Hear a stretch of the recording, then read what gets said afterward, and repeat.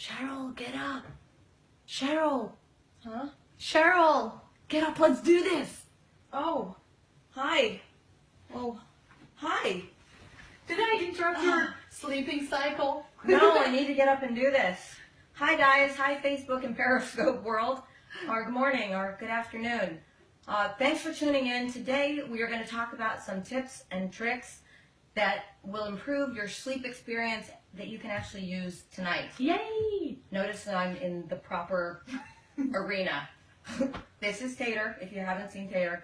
This is awesome info, and so I want you to share this with, well, everybody sleeps, right? And most people have trouble with sleep, and everybody can improve their quality of sleep. So this is pretty much for everybody. This is Tater. I want to introduce myself, if you haven't tuned in on any of the videos before. My name is Cheryl, and I'm the founder and owner of Desert CrossFit, the first CrossFit training facility in the Coachella Valley. And once again, he really wants to be a part of this. Oh. Once again, we are double dipping. We are dual broadcasting on Facebook as well as Periscope. And notice, Facebook people, that it's nice and smooth and isn't bumping around. That's for you. The reason I'm talking about this topic today is because sleep has been a big issue for me for a while. And I'm always looking into ways to improve my sleep experience because it's really important that I'm rested during the day. Actually, sleep, I think you could probably say sleep makes you happy. I know for myself when I'm not rested, I'm really anxious and it really affects my mood. And so that affects my relationships with other people. So this is really an important topic and also makes you more effective in your day-to-day experience and work. So sleep problems are such an epidemic. Actually, the Centers for Disease Control has called this a public health epidemic, the lack of sleep. 40% of the people sleep less than the recommended 7 to 9 hours per night. And the way you feel when you're awake is in part based on what happens while you're sleeping. Oh, wow, look. There are two cats. The whole family's here. So quality sleep actually supports healthy brain function, but also maintains your physical health. I'm going to read to you, so you understand why sleep is so important, some of the benefits of sleep that I happen to have handy right here. 1, sleep makes you happier. I mentioned that. It boosts your sex drive. You build muscle more easily. Actually, if you don't sleep well enough, you can't build muscle. So What do you mean? Well, when you're working out, when you're working with weights and you're working hard, you actually produce micro tears in your muscle. And when you sleep, those micro tears repair itself. It's not while you're running around during the day. It's actually while you're sleeping that you make your gains. Also, during the slow wave of sleep is when your body releases growth hormone.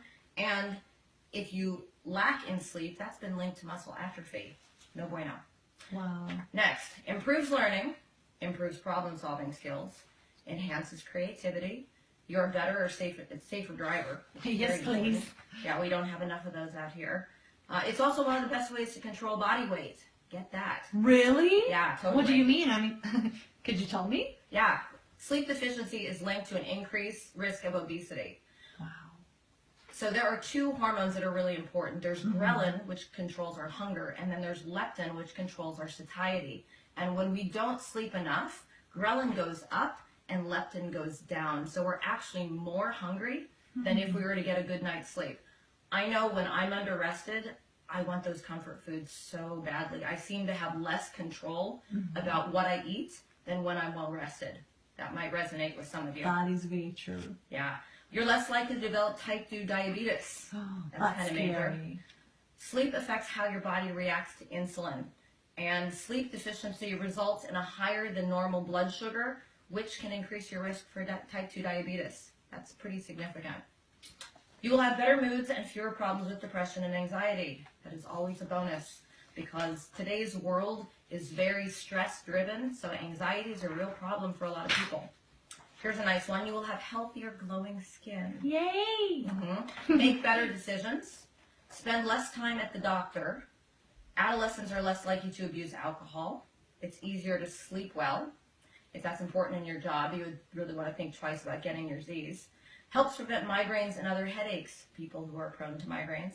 You're more productive at work and more focused at home. make fewer dangerous mistakes, better vision, less likely to catch a cold, less likely to develop certain kinds of cancer. That's a biggie.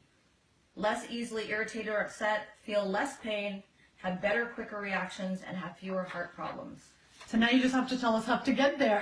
Okay, so moving on. That's pretty significant. Like, who wouldn't want all of these benefits, right? Exactly. So I'm going to talk about 3 sleep hacks that you can actually implement tonight. So excited. Sorry. Yeah. So something I learned, which is kind of crazy, we actually have sleep cycles. All right. There is, you go into the lighter stages of sleep and then deeper stages of sleep, you have REM sleep, and then you're coming out of that. An average sleep cycle lasts roughly 90 minutes long. So we have been told, I know I am always trying to get 8 hours of sleep because that's like the quintessential perfect amount. Right. But if you think about it, if 90 minutes is your sleep cycle, if you set your alarm for 8 hours, then you're going to be wake up kind of feeling sleep drunk, wondering who like plastered your eyelids shut, hit snooze a bunch of times. Oh, that's why. Yeah. So if you can actually work backwards, if you figure out that you want to wake up at a certain time, if you can work backwards in terms of 90-minute sleep cycles, you can then determine what's the best time to go to bed, assuming that it takes 15 to 20 minutes to fall asleep. You can actually do the math and calculate. And you can tweak it a little bit each time until when you wake up and you're feeling rested, you hit it. Wow. This is pretty cool. I'm still trying that tonight. So then if I want to get would you... Oh my goodness, now you're asking me to do it. to bed? Okay. So then 8, 7.5. So I would have to go to, okay, I see. So you Right come around back midnight, you're going to kind of start. Wow. That's so helpful. I was thinking of something else and I suddenly can't remember what it is. So taking into account, I know. So you want to try and get 7.5 hours of sleep, probably as much as you possibly can, certainly no less than 7. And if you can do it, try and swing 9 hours for one night during the week. Just one. Really help yourself recharge. I think you're going to notice a big difference in your day-to-day life. Okay, next one. That's pretty major and it's going to be hard for a lot of people. What is it? You want to have a bedtime routine. Oh. And you need to start this routine about an hour and a half before night time. Bedtime routine doesn't mean that you dance around the living room, or maybe it does, it can be, but what you want to start doing is eliminating things like television, computers, iPad, your phones, anything that emits blue light. And that's really, really rough for a lot of people because, we, as kids, we watch TV before bed. But it's a little bit different. Now, as we get older, sleep becomes more of an issue, except when you're a cat. Sleep becomes more of an issue, and so if you're having trouble with sleeping, then you really want to take into consideration starting to tune these things out. Go with just light bulbs for light instead of computer-generated light.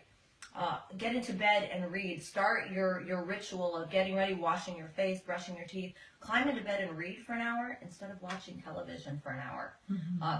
The blue light that's emitted from these devices actually disrupts melatonin secretion, and melatonin is the stuff that makes us fall asleep.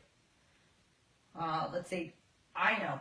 So really cool, if you absolutely have to work and you need your iPad or you need your iPhone, then something you can do is get a blue light blocking screen protector for these devices. Good idea. Yep, super simple to pick up, or you can be a dork and you could wear yellow or better amber tinted glasses. Way cool. Safety glasses, yay. And you can actually wear these around the house or if you have to watch your television. And it's going to cut down on the blue light. I really can't wear these anymore. It's going to cut down on the blue light that you are receiving.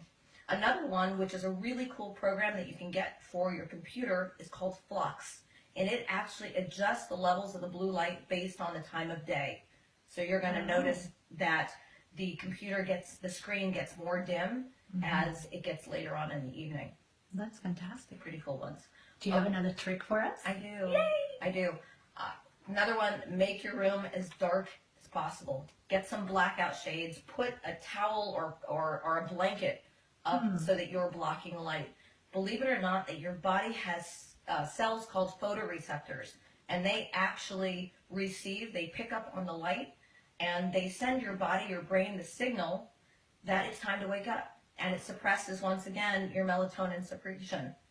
The light tells us it's time to get up, and so the cortisol gets elevated, and that's exactly the opposite. And we're talking 80, he's eating the safety glasses. My cat is eating the safety glasses. Awesome. So even the smallest amount of light, and that's even a night light. I was going to say, what if I sleep with a night light?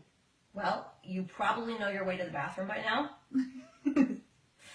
So I'm not getting quality sleep, is what you're saying? You're not going to be getting as quality sleep as if you completely blacked out your room. Ideally, you're going to sleep in a room you can't see your hand in front of your face.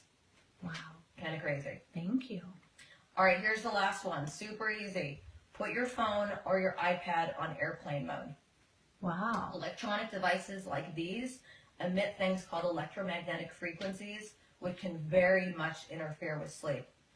That still means your alarm will go off. You can still use your app if you like to listen to something while you're sleeping. And you can do this in airplane mode. It's not going to affect the essential functions. You just can't be playing internet. So hopefully these tips were useful for you. They're really super simple. You can implement them right away. I'm going to tonight. I hope can't so. wait. This is a big one. This will really influence a lot more than just waking up and being able to hop out of bed. This is going to influence your relationships with people, influence how productive you are in your day, at your job, and really your overall level of happiness, which is huge because we want to be happy. Yay. So if you've missed any of the previous life hack videos that have come on, please make sure that you tune in and subscribe to the Desert CrossFit YouTube channel or Periscope, or obviously these videos are being broadcast onto Facebook. And tune in and check out the website, desertcrossfit.com. I really appreciate you guys checking in, and go forth and get some Z's. Night, night.